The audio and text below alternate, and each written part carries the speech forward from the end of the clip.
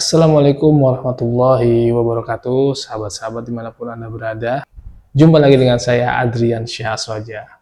Saya akan membahas tentang banyak komentar-komentar netizen dan juga mungkin yang dari WA atau dari Telegram yang mengatakan sudah menjalankan sholawat, sudah menjalankan istighfar ya. Semua amalan yang ada di video ini tapi tidak mendapatkan hasil atau masih banyak hajat-hajat yang belum terkabul. Bahkan ada yang mengatakan bahwa saya melakukan penipuan. Tapi itu tidak masalah ya, karena ini hasil berdasarkan pengalaman saya pribadi juga. Jadi tidak mungkin saya mengajarkan sesuatu yang tidak saya alami terlebih dahulu. Kalaupun ada yang mungkin ya hajatnya terlalu besar atau hajatnya itu tidak tercapai-capai ya. Nah, itu di luar kapasitas saya karena memang itu adalah bentuk kekuasaan Allah. Nah, di sini saya akan menjelaskan tentang konsep hakikat pengabulan doa. Nah, jadi janganlah kita patah semangat atau putus asa ya bahasanya seperti itu ketika keinginan atau hajat yang kita inginkan itu lamban itu terkabul ya. Jadi jangan kita menjadi putus asa. Kita harus tetap posisi yakin bahwa doa kita itu pasti dikabul. Menyebabkan kita putus asa salah satunya adalah omongan orang ya, baik orang luar ataupun internal keluarga kita sendiri. Jadi kita sudah berdoa tidak dikabulkan, lalu banyak omongan-omongan orang yang sudahlah jangan berharap lagi, sudahlah jangan terlalu ngotot, pilih saja yang ada seperti itu. Atau bahkan ada yang meremehkan ya, itu sering terjadi. Jadi jangan pernah putus asa, tetap terus berdoa, walaupun lamban dan belum terkabul ya. Jadi udah setahun, 2 tahun, 3 tahun gitu. Jangan putus asa. Saya juga sering berdoa ya, tapi tidak dikabulkan lama sekali. Tapi alhamdulillah ya, karena saya yakin ya bahwa Allah akan mengabulkan doa ya, banyak yang sudah terkabul di saat saya sudah tidak berharap lagi. Jadi itu yang pertama, tetap harus yakin dan tidak putus asa. Yang kedua adalah kita harus meyakini bahwa ketika doa kita dikabulkan, itu kita tidak boleh sombong. Nah, yang menyebabkan orang ini sudah dikabulkan lalu tiba-tiba jatuh terpuruk adalah kesombongan. Merasa dirinya hebat, merasa ikhtiarnya maksimal, merasa doanya mustajab. Nah, itu tidak boleh. Merasa doa kita mustajab atau diri kita yang suci karena akhirnya doa kita terkabul, itu adalah suatu bentuk ketidaksopanan ya terhadap Allah. Maka yang harus kita lakukan adalah kita meyakini bahwa dikabulkannya doa kita itu adalah bentuk kedermawanan Allah, bentuk kasih sayangnya Allah kepada kita. Nah, yang kedua, ketika doa kita itu tidak dikabulkan, itu adalah bentuk koharnya Allah. Agar apa? Agar kita tidak menjadi sombong. Banyak orang merasa apa yang saya mau itu terjadi, apa yang saya inginkan terkabul. Tapi ada satu sisi ternyata mengalami kegagalan, mengalami ketidakberhasilan ya, tidak sesuai harapan. Nah, ini Allah ingin menunjukkan sifat koharnya, bahwa manusia itu tidak selamanya bisa berkuasa di muka bumi ini. Akhirnya Allah memperkenalkan diri dengan bentuk sifat koharnya. Nah, tugas kita adalah menjaga tata krama kita kepada Allah. Ketika kita berhasil, harus tetap tawadu. Tidak boleh sombong, tidak boleh merendahkan orang lain. Atau ketika sukses, merendahkan orang yang tidak sukses. Ketika kaya, merendahkan orang yang tidak kaya. Nah, ini yang menjadi masalah. Maka kita harus yakin bahwa itu semua karena kedermawanannya Allah. Misal contoh dalam urusan rezeki ya, urusan rezeki.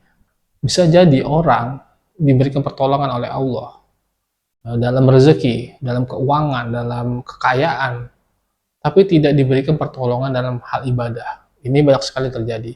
Orang bisnis sukses, lalu sibuk dengan bisnisnya, sehingga sholat terbengkalai, ya. Kemudian silaturahminya juga terbengkalai, tidak lagi ke majelis segala macamnya. Itu karena sudah sibuk dengan urusan-urusan duniawi. Akhirnya dia tidak mendapatkan pertolongan dalam hal ibadah. Ada orang yang diberikan kesulitan ekonomi, kesulitan dalam hal harta, tapi sama Allah diberikan pertolongan dalam ibadah. Nah, itu banyak sekali teman-teman saya itu. Jadi begitu kena banyak masalah ya, udah kena tipu, lalu dia akhirnya bangkrut, akhirnya dia jatuh ekonominya, utangnya di mana-mana, baru dia banyak ibadah, banyak wirid, banyak sholawat, puasa sunnah ya. Karena apa? Karena ingin keluar dari masalah tersebut. Sama Allah dikasih pertolongan seperti itu. Jadi artinya kita harus berprasangka baik terus dengan Allah. Jadi bisa jadi kita dicegah dalam hal-hal yang besar itu ada maksudnya. Nah, ada juga cerita misalnya seorang perempuan ya, dia jatuh cinta sekali dengan pacarnya ya, kemudian tidak jadilah nikahnya, tidak jadi nikahnya. Nah, dia sempat nangis kejar.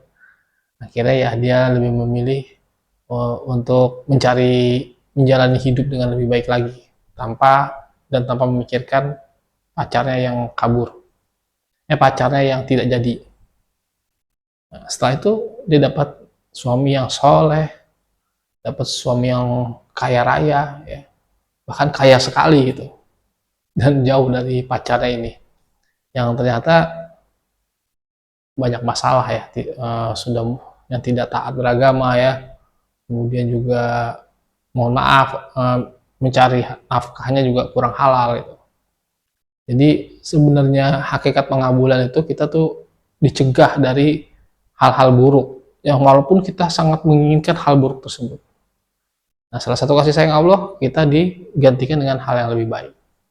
Tapi kalau Allah sudah tidak, bahasanya tuh tidak sudah murka lah ya sama seseorang ya, maka ketika ia mengingat sesuatu yang buruk ya, sama Allah dikasih jalan, bahkan diberi kemudahan. Nama istilahnya itu istidroj ya, jadi seperti diulur-ulur gitu. Nanti ketika sudah tinggi dia diputus, akhirnya jatuh. Nah, sekarang kan banyak kan orang yang mohon maaf ya, dia menampilkan kemaksiatan, menampilkan keburukan ya, tapi penuh dengan kesombongan, tapi anehnya rezekinya terus tambah, kekayaannya terus bertambah, jobnya di mana-mana. Nah, itu namanya istidroj. Jadi tak ada waktunya lah.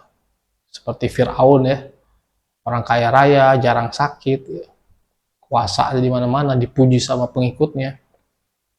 Bahkan ada yang menganggap dia sebagai Tuhan, akhirnya jatuh juga. Bagaimana seorang Korun ya, yang kaya raya, yang hartanya itu gudang-gudangnya di mana-mana, gudang hartanya di mana-mana. Tapi ya ternyata jatuh juga. Nah, itu salah satu bentuk bahwa ketika seseorang dikasih kekayaan, belum tentu dia diberikan pertolongan dalam ibadah. Ambil contoh seorang Sa'labah, dia minta didoakan Nabi kaya raya, akhirnya kaya raya lah. Kambingnya, dombanya itu beranak seperti ulat, jadi banyak sekali itu. Akhirnya memenuhi hampir rumahnya itu penuh dengan anak dombanya dan kambing. Tapi ketika dia diminta zakat, dia tidak mau. Bahkan dia jarang sekali untuk sholat berjamaah bersama Nabi lagi setelah dia kaya dengan alasan sibuk. Dimintain zakat tidak mau, sholat berjamaah tidak mau, bahkan tidak pernah datang ke majelisnya Nabi. Ya, akhirnya Nabi mengatakan bahwa zakatnya akan ditolak selama-lamanya. Bahkan ketika Nabi wafat, lalu Abu Bakar As-Siddiq menjadi khalifah, zakat yang Sa'labah tetap ditolak. Nah, ini kan salah satu bentuk istidroj ya. Ketika zakat ditolak selama-lamanya, berarti kan di akhiratnya ini bermasalah nantinya. Kita harus tidak boleh putus asa. Yang kedua, harus berprasangka baik dengan Allah. Bisa jadi yang kita anggap buruk itu baik. Bisa jadi yang kita anggap baik itu buruk menurut Allah. Jadi yang terbaik adalah kita berdoa, ya Allah berikan saya yang terbaik menurutmu. doanya itu Rabbana atina fid dunya hasanah wa fil akhirati hasanah wa qina azabannar. Itu disebutnya doa sapu jagat. Karena apa? Kita diberikan kebaikan di dunia, maka yang terbaik menurut Allah di dunia itu akan diberikan kepada kita. Yang terbaik menurut Allah di akhirat diberikan kepada kita, dan salah satunya adalah selamat dijauhkan dari siksa api neraka. Maka jangan sampai pekerjaan kita, ikhtiar kita itu menyebabkan kita masuk ke neraka. Jangan sampai harta kita menyebabkan kita masuk ke neraka. Maka doa sapu jagat ini sangat penting. Kita baca setiap hari. Rabbana atina fid dunya hasanah wa fil akhirati hasanah wa qina azabannar. Sekian dari saya. Wassalamualaikum warahmatullahi wabarakatuh.